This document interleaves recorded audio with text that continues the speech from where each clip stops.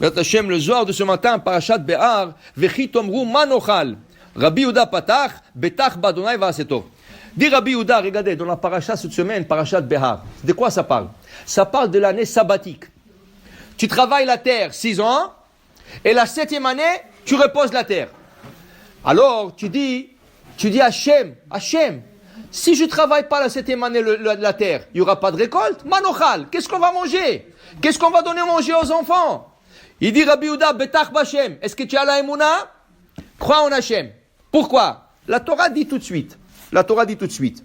Si tu as la émouna, tu sais qu'est-ce que je vais faire pour toi? La 6e année, tu auras ve'asa ta'aret et tevoa le shalosh shanim. Tu auras une récolte triple. Pourquoi? Tu as besoin pour la 6e. 7e, tu ne travailles pas. Tu as besoin pour la 7e. Mais tu commences à travailler qu'au début de la 8e. Ça va prendre du temps. Tu as besoin pour la 8e. La 6e année, je te donnerai une récolte triple pour supporter la 6e, la 7e et la 8e. Bien? Alors ils disent, le commentateur, Vechi tomar manochal, comme il dit ici dans le Zohar, manochal. Et si tu ne dis pas manochal, tu n'auras pas à manger. Mazé, vechi tomar. Pourquoi la Torah dit? Et si tu te poses la question, qu'est-ce que je vais manger? Voilà qu'est-ce que je vais te dire. Et si je ne me pose pas la question, tu auras une bénédiction plus grande que ça. Pourquoi? Regarde, pourquoi? Si tu dis, Hachem, la 6e année, Hachem, qu'est-ce que je vais faire l'année prochaine? Et qu'est-ce que je vais faire la 8e année? Hachem te dit, non, ne t'en fais pas. Moi, je vais te donner une récolte triple. Ça veut dire que si le champ, ton champ là, il donne 1 tonne de récolte, il va donner la 6e année 3 tonnes.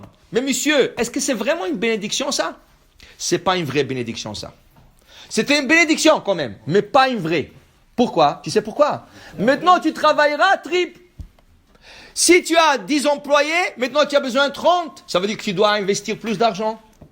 Si tu travailles moitié de journée, maintenant que tu as le triple, tu as besoin de travailler toute la journée. Tu travailleras le triple. C'est pas une bénédiction. Oui, tu as maintenant quoi à manger 3 ans. Oui. Mais tu vas travailler pour 3 triples. Tu sais qui aura la vraie bénédiction? C'est lui qui à la 6e année ne se pose pas de questions. Ah, Hachem a dit la 7e année, le sabbatique, il ne faut pas travailler? J'ai confiance en Hachem, betach b'Hachem. Je suis 100% confiant en Hachem. Dis le Zohar, tu sais qu'est-ce qui va arriver? Tu vas avoir une récolte normale. La 6e année, 1 tonne, comme chaque année. Mais ce tonne-là, il va te durer 3 ans. Pourquoi? Tu vas manger et tu auras la bracha. Tu n'auras pas mangé beaucoup. Tu manges, je suis déjà rassasié, Baruch Hashem. Tu auras la bracha.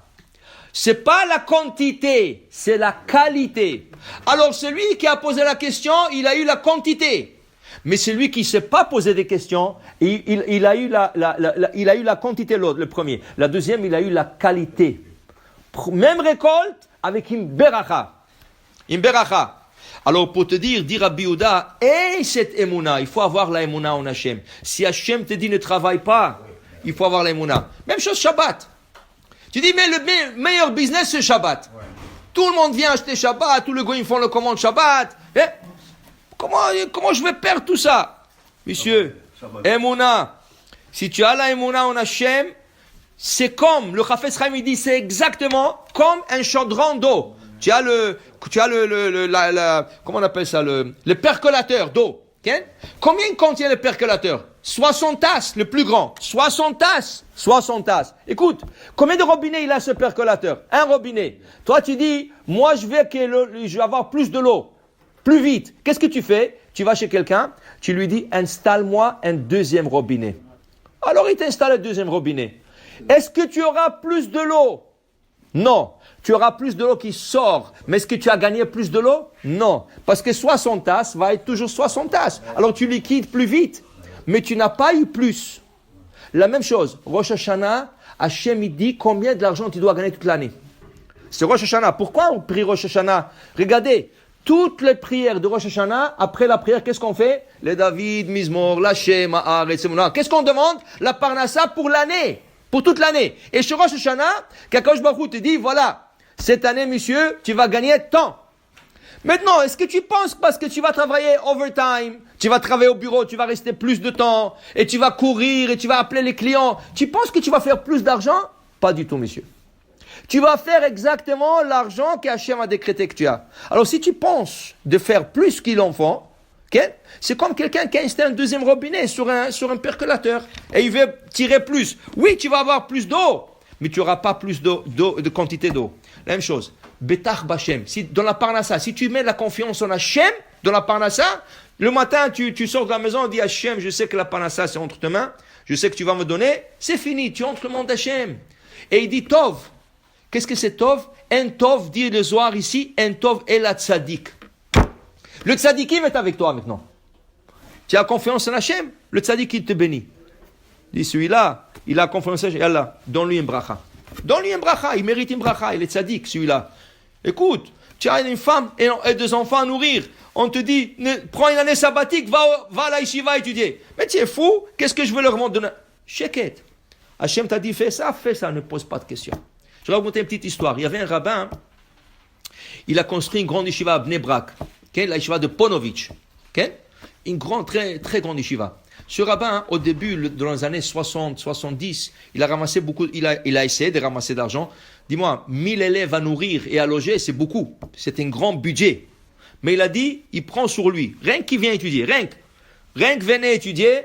Dis-moi, le petit déjeuner, tu sais qu'est-ce que c'est nourrir 1000 élèves? Petit déjeuner, le midi, le souper, il y a l'entretien, il y a l'électricité, la yeshiva, c'est 24 heures. C'est beaucoup d'argent, c'est un grand budget. Mais il a dit, il prend sur lui. Oui, tous les jours. Il a pris sur lui.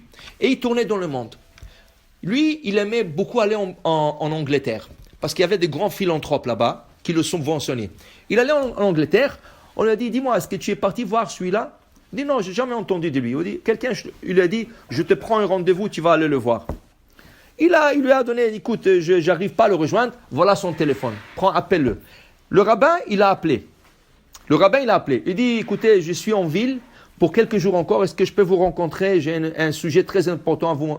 Il dit, écoute, demain, je voyage. Je ne peux pas. Et je voyage pour 3 semaines, je ne peux pas. Il dit, alors on se rencontre demain. Il dit, non, mais j'ai le train à 7h30. Je dois prendre le train à 7h30. Je ne peux pas. Il dit, un peu avant. Il dit, ok. Il a vu, c'est un rabbin. Il a dit, écoute, on se rencontre à la gare du train. Dans la gare, on se rencontre. Je te donne 15 minutes, 7h15, sois là-bas, jusque le train vient, tu me dis qu'est-ce que tu as besoin et on va voir qu'est-ce qu'on peut aider. Le rabbin, toute la journée, il a profité de tourner, de ramasser de l'argent, il n'a pas de gens. Il est rentré tard, il s'est assis étudier, il s'est emporté dans l'étude, il est parti dormir à 2h du matin. Le lendemain, il s'est réveillé un peu tard. Il s'est réveillé à 7h. Il a dit 7h, maintenant c'est le temps de la prière. Mais à 7h15, je dois être à la gare. Alors, je ne peux pas faire le 2. Il a dit oui, non. Il a dit non, écoute, moi je ne peux pas rater la prière. C'est important pour moi la prière. J'ai la émouna en Hachem. Si ce n'est pas lui, ça va être un autre donateur. Il est parti faire la prière. Il a terminé 8h la prière. Et il a dit c'est fini, l'autre il est parti. Alors il a dit mais un juif doit faire l'effort. Mon effort sera d'aller à la gare, s'asseoir 5 minutes sur un banc et repartir. Pour dire que j'ai fait l'effort de venir à la gare. Je ne peux pas dire, je l'ai raté. Je vais faire l'effort. Il est parti à la gare, il a trouvé un banc, il s'est assis, 5 minutes. Du coup, rabbin, attendez-moi, rabbin. Il regarde, qui il voit les gars. Il dit, waouh, qu'est-ce qu'il fait là? L'autre, il vient, excusez-moi, vous savez, je me suis réveillé en retard et j'avais quelque chose d'important à arranger avant de partir, alors je ratais le train de 7h30. Et je m'excuse, vous êtes là depuis 7h15 déjà. Il lui a sorti un chèque, il lui a donné un grand chèque. Et le train est arrivé, le gars est monté, et le rabbin est resté avec le chèque. Le rabbin est resté pensé sur le banc, il a dit après, regarde ça. Si j'aurais pas eu la foi en Hachem, la émouna, qu'est-ce que j'aurais dit? Ah non, il faut que j'aille à la gare. Il aurait raté la prière. Après, le gars ne serait pas présenté. 7h30, 8h. Alors il serait parti. Il n'aurait pas eu ni la prière, ni l'argent, parce qu'il ne savait pas que le gars il va venir plus tard. Il dit, j'ai eu la émouna en Hachem. Voilà, j'ai eu et le chèque, et la prière, et le chèque. Pour dire, et la émouna en Hachem. Baruch Adonai Le'olam, Amen, ve Amen.